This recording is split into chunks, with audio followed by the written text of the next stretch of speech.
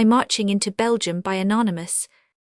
At the end of July, our garrison at Koblenz was feverishly agitated.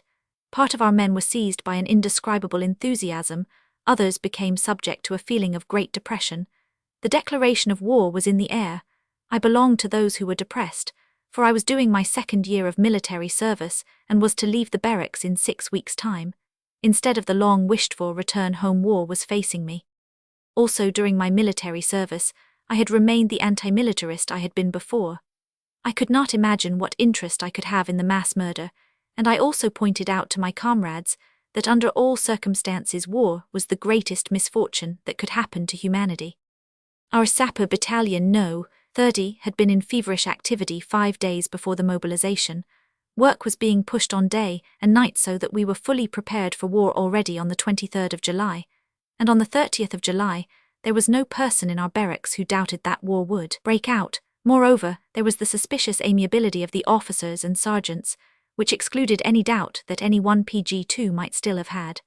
Officers who had never before replied to the salute of a private soldier now did so with the utmost attention. Cigars and beer were distributed in those days by the officers with great, uncommon liberality, so that it was not surprising that many soldiers were scarcely ever sober and did not realize the seriousness of the situation.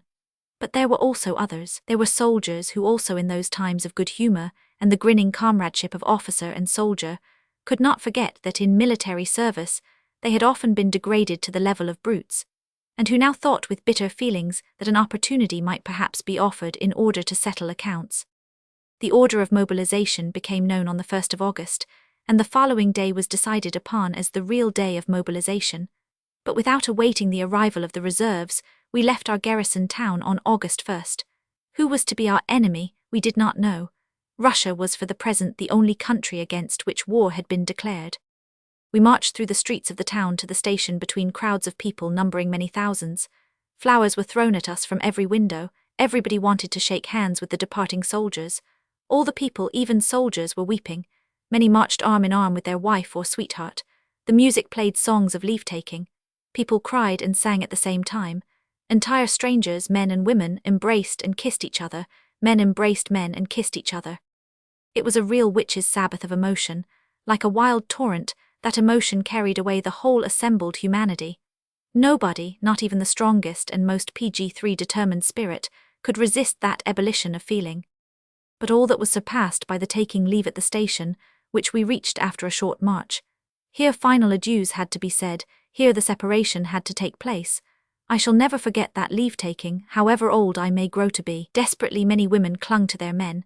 Some had to be removed by force. Just as if they had suddenly had a vision of the fate of their beloved ones, as if they were beholding the silent graves in foreign lands in which those poor nameless ones were to be buried, they sought to cling fast to their possession, to retain what already no longer belonged to them.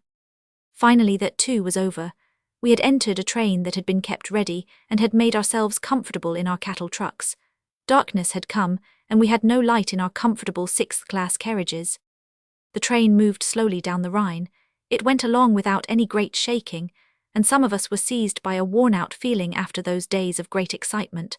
Most of the soldiers lay with their heads on their knapsacks and slept. Others again tried to pierce the darkness, as if attempting to look into the future. Still others drew stealthily a photo out of their breast pocket, and only a very small number of us spent the time by debating our point of destination. Where are we going to? Well, where? Nobody knew it. At last, after long, infinitely long hours, the train came to a stop. After a night of quiet, slow riding, we were at Aix-la-Chapelle. At Aix-la-Chapelle? What were we doing at Aix-la-Chapelle? We did not know, and the officers only shrugged their shoulders when we asked them. After a short interval, the journey proceeded, and on PG for the evening of the 2nd of August, we reached a farm in the neighborhood of the German and Belgian frontier, near Herbesthal. Here our company was quartered in a barn.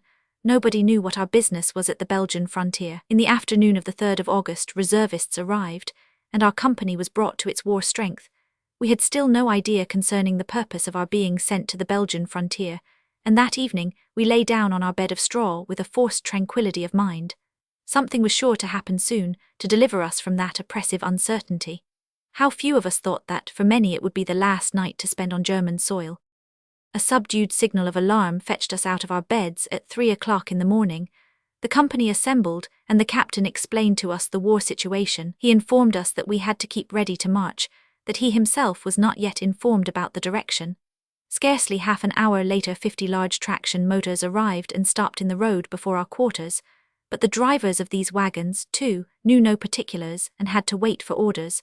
The debate about our nearest goal was resumed. The orderlies, who had snapped up many remarks of the officers, ventured the opinion that we would march into Belgium the very same day. Others contradicted them. None of us could know anything for certain, but the order to march did not arrive, and in the evening all of us could lie down again on our straw. But it was a short rest. At 1 o'clock in the morning an alarm aroused us again, and the captain honoured us with an address. He told us we were at war with Belgium, that we should acquit ourselves as brave soldiers, earn iron crosses, and do honour to our German name. Then PG5 he continued somewhat as follows: "We are making war only against the armed forces, that is the Belgium army.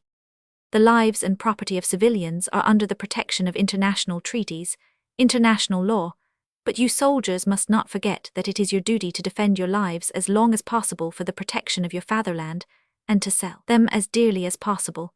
We want to prevent useless shedding of blood as far as the civilians are concerned, but I want to remind you that a too great considerateness borders on cowardice, and cowardice in face of the enemy is punished very severely." After that humane speech by our captain, we were laden into the automobiles and crossed the Belgian frontier on the morning of August 5th. In order to give special solemnity to that historical moment, we had to give 3 cheers. At no other moments the fruits of military education have presented themselves more clearly before my mind. The soldier is told, "The Belgian is your enemy," and he has to believe it. The soldier, the workman in uniform, had not known till then who was his enemy. If they had told us, "The Hollander is your enemy," we would have believed that too.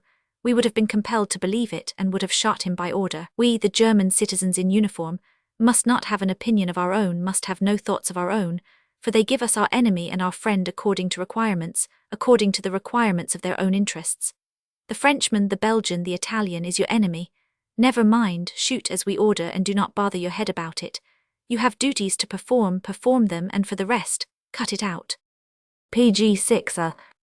Those were the thoughts that tormented my brain when crossing the Belgian frontier. And to console myself, and so as to justify before my own conscience the murderous trade that had been thrust upon me, I tried to persuade myself that though I had no fatherland to defend, I had to defend a home and protect it from devastation. But it was a weak consolation, and did not even outlast the first few days. Travelling in the fairly quick motorcars, we reached, towards 8 o'clock in the morning, our preliminary destination, a small but pretty village. The inhabitants of the villages which we had passed stared at us in speechless astonishment, so that we all had the impression that those peasants, for the most part 999, not know why we had come to Belgium.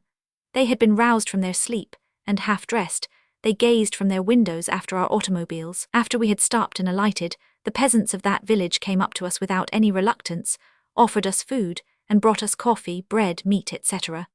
As the field kitchen had not arrived, we were glad to receive those kindly gifts of the enemy, the more so because those fine fellows absolutely refused any payment. They told us the Belgian soldiers had left, for where they did not know. After a short rest we continued our march and the motorcars went back. We had scarcely marched for an hour when cavalry, dragoons and hussars overtook us and informed us that the Germans were marching forward in the whole neighbourhood, and that cyclist companies were close on our heels. That was comforting news, for we no longer felt lonely and isolated in this strange country. Soon after the troop of cyclists really came along. It passed us quickly and left us by PG7 ourselves again. Words of anger were to be heard now. All the others were able to ride, but we had to walk. What we always had considered as a matter of course was now suddenly felt by us to be a great injustice. And though our scolding and anger did not help us in the least, it turned our thoughts from the heaviness of the monkey knapsack, which rested like a leaden weight on our backs.